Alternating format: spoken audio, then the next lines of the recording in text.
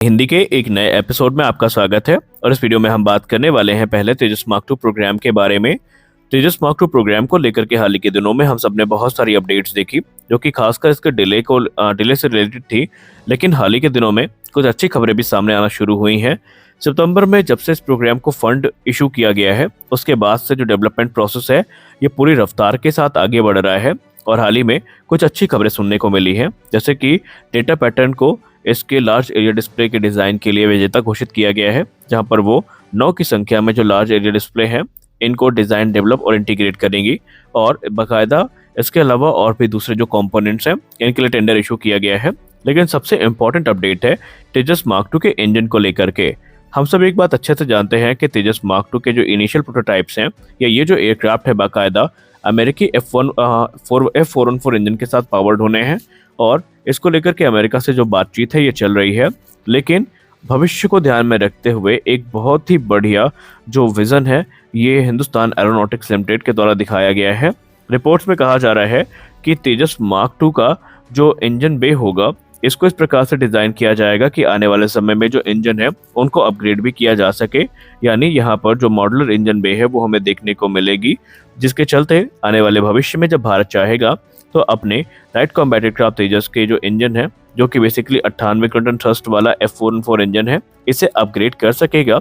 और वो इंजन जिससे इसे अपग्रेड किया जाएगा यह स्वदेश निर्मित 110 किलोटन थ्रस्ट क्लास का इंजन होगा, जिसको हम लोग advance medium combat aircraft program के लिए विकसित करेंगे। रिपोर्ट्स में ही कहा जा रहा है कि जाहिर सी बात है तेजस मार्क 2 अपने डिप्लॉयमेंट के बाद भी लगातार अपग्रेड्स को प्राप्त करता रहेगा। और एक समय ऐसा आएगा जब तेजस मार्क 2 के लिए जो 98 किलोटन थ्रस्ट क्लास के इंजन है इनसे ऊपर का इंजन हमें चाहिए होगा। और ऐसे में हमें कुछ दिक्कतों का सामना न करना पड़े, इसलिए जो मॉड्यूलर इंजन बे है इसका इस्तेमाल किया जाएगा, ताकि आने वाले भविष्य में जो स्वदेशी इंजन है उसको हम इंटीग्रेट कर सकें। गौर करने वाली बात एक ये है कि जो हमारा स्वदेशी 110 किलोटन थ्रस्ट क्लास का इंजन होगा ये डिज़ाइन में और डायमेंशंस में लगभग F414 के जैसा ही होगा। यानी इसके लिए कोई हमें सीरियस कह सकते हैं अपग्रेड या मॉडिफिकेशन एयरक्राफ्ट पे करने नहीं पड़ेंगे। और ये चीज़ें एडॉप्टेबिलिटी को ध्यान में रख करके बनाई गई हैं। सबसे खास बात यहाँ पर ये है कि जो मॉड्यूलरिटी है ये इस चीज़ को इंश्योर करेगी कि अपग्रेड्स के टाइम जो ट्रांजिशन हो वो स्मूथ और एफिशिएंट हो। जो नया 110 किलोटन थ्रस्ट क्लास का इंजन होगा उसका साइज लगभग F414 के बराबर होगा, जो कि मेजर मॉडिफिकेशन की जो नीड है इसको एलिमिनेट करेगा। और इससे जो एयरक्राफ्ट की ओवरऑल कैपेबिलिटीज़ हैं वो काफ़ी ज़्यादा इन्हेंस भी हो जाएंगी। गौर करने वाली बात एक ये है कि F414 फिलहाल तो एम का मार्क 1 के इनिशियल वेरिएंट्स को भी पावर करेगा, और इसका इस्तेमाल हमें ट्विन इंजन डिग बेस फाइटर के भी इनिशियल वेरिएंट्स में देखने को मिलने वाला है। लेकिन सबसे खास बात यहाँ पर ये है कि जो F414 इंजन है इसके साथ ही साथ एक जो पावरफुल इंजन है वो भी विकसित किया जाएगा, जो कि अपग्रेड के काम में आएगा। रिपोर्ट्स में ये भी कहा जा रहा है कि ये जो नया इंजन है इसमें कुछ नई टेक्नोलॉजीज भी हमें देखने को मिलेंगी। यानी इसमें बहुत सारे जो एडवांस फीचर हैं वो ऐड किए जाएंगे जो F414 में मिसिंग है।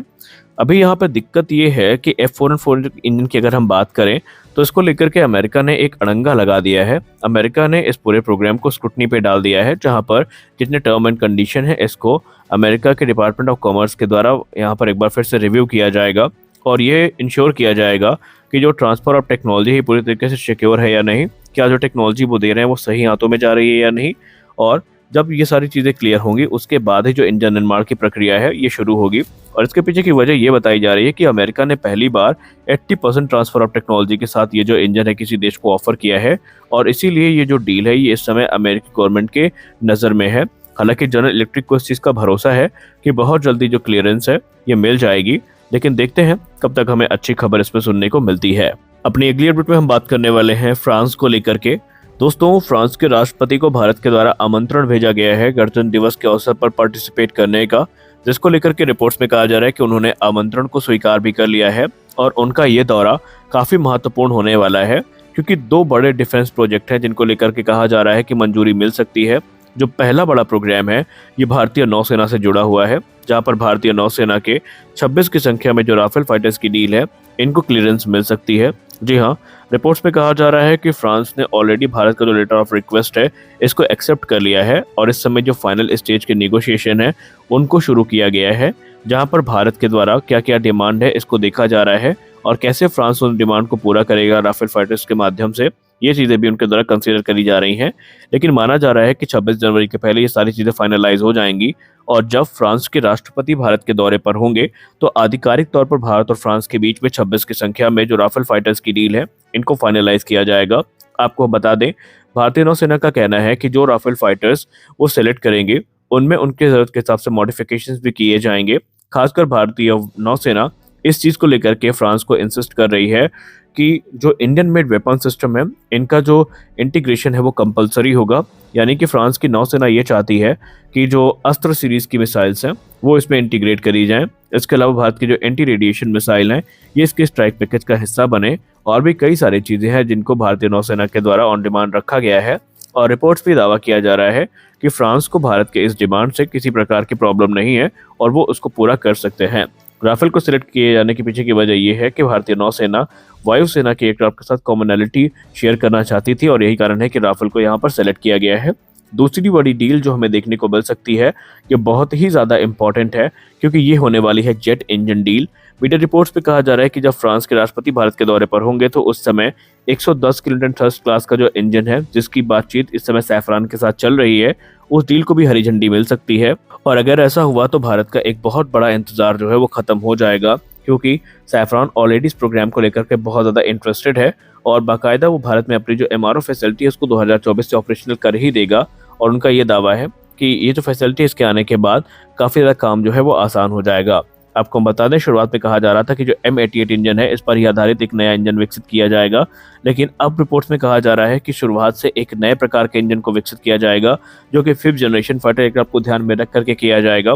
और इसमें फ्रांस अपनी सारी जो एक्सपर्टीज है भारत के साथ शेयर करने को तैयार भी है।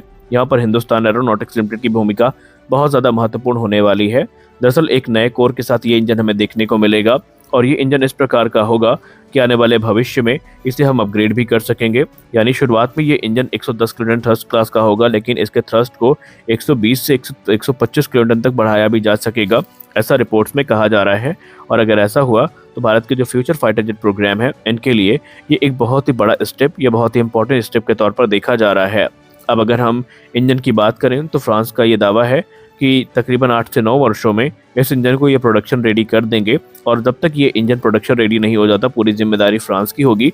बाकायदा इसमें राफेल फाइटर को as a test bed use किया जाएगा, यानी इन इंजन की टेस्टिंग जो है ये राफेल फाइटर से की जाएगी। और सबसे बड़ी बात तो ये है कि फ्रांस का दावा है कि राफेल के अपग्रेड के लिए भी ये जो इंजन है वो इस्तेमाल किए जा सकेंगे। यानी अगर आने वाले भविष्य में भारत राफेल के M88 इंजन को अपग्रेड करना चाहेगा तो उनके पास ये इंजन एज एन ऑप्शन मौजूद होंगे जिनका इस्तेमाल भारत के द्वारा वहां पे किया जा सकेगा। यानी कुल मिलाकर के फ्रांस का जो ऑफर है काफ़ी प्रॉमिसिंग नज़र आता है, लेकिन देखते हैं कि आधिकारिक तौर पे जो डील है वो हमें कब देखने को मिलती है, क्योंकि रिपोर्ट्स पे दावा किया जा रहा है कि फ्रांस के राष्ट्रपति के भारत दौरे के दौरान ही ये सारी चीज़ें हमें देखने को मिलेंगी और इस चीज़ का इंतजार हम लोग काफ़ी लंबे समय से कर रहे थे। तो आज के इस वीडियो में बस इतना ही, मिलते अगले वीडियो में कुछ और अपडेट्स के साथ, तब तक के लिए जय हिंद।